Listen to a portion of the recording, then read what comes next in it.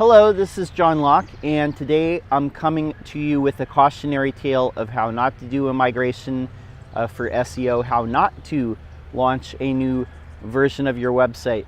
And to give full disclosure, the business and the companies involved in this are going to remain nameless to protect the innocent and the guilty. So I'm going to give the backstory. So last year there was an agency that approached us. They had a client that they no longer felt that they could work with, and we worked with them for a little while, and then we determined that we could no longer work with them. So they were an auto repair shop, and the previous agency had done some content creation for them. They had actually they had at least one piece of content that had gotten some links out there and was doing pretty good. Maybe not for their money terms, but it was getting links that could have then been leveraged for internal links. When we took them over, we did a couple things. We made some landing pages for services that no one knew that they had. Those actually brought in some paying traffic for them. They brought in paying customers because they were found for those terms. Another thing that we did that was interesting, so they are in a city around here, and they wanted to rank in a couple different cities, and like I said, the best that you can hope for is probably number 4 or 5, because you are not going to beat the pattern that Google is established, and that being if you Google one of the specific services that they offer, and then the city, or if you're in the city itself and then Google it, it would be a Yelp landing page, the top garage that offers that in those cities, and then everything else. Now, one thing that I had noticed is there is another competitor that was not in those cities that was ranking well. And one of the things that they had done was have landing pages for those particular services for those cities. And so what I did is I didn't replicate, but basically I took some of the ideas that they were using, such as they had a map with directions on these pages, and I thought, that's a good idea. So one of the things that I did was bring back just a couple city pages for them. I didn't go hog wild. Something that I had noticed in archive.org is around 2013 they had a whole bunch of those, and they didn't really do anything. But these particular ones, these cities, there's one that's up the highway from them, and then there's one you have to kind of drive around a lot to get to it. But those were actually ranking on page 1, down in the middle or toward the bottom, but it was giving them more places in the search engine results pages than they had before. And there's a couple other ththings we did. We leveraged internal links.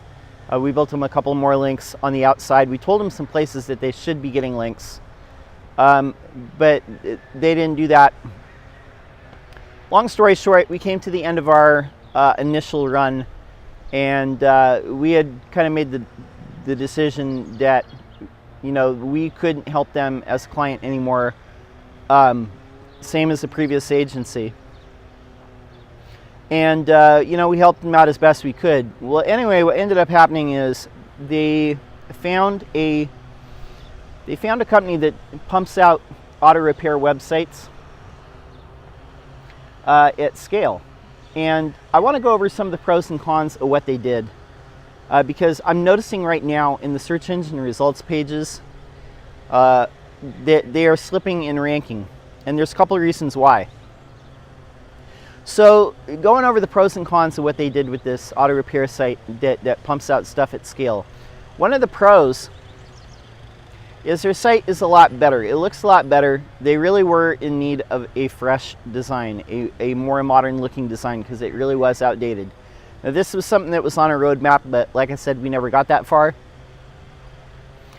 So that's a plus. Another thing that's a plus is this company is leveraging internal linking for them. They do have a lot of landing pages.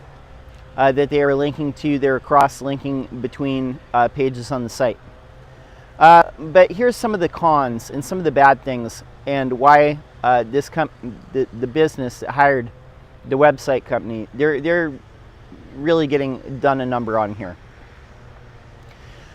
So like I mentioned before, between both the previous agency and our agency doing work for them with creating content, getting links, all that is wiped out now. And the reason why is this new company, they made brand new pages. They threw out, everything that was there before that was doing well. And worst offense of all, they did not 301 redirect any of these pages. So all the links that were gathered in the past from the previous agency and from ourselves are now wiped out. The home page is the only page on the site that doesn't need a 301. So everything else that Google has crawled and was ranking, everything else that was linked, it's gone. So 301 redirects, very important when you're relaunching a site and redoing a site. Second thing, and this is a minor one, but their particular city that they're located in, they don't really care that much about ranking in that city. Their client base is not in that city. Now the cities that they do care about, they don't have those up there. But it's a bunch of other cities that are around them that were made landing pages for. And I can tell you from talking to the business before, these are not cities that they actually care about.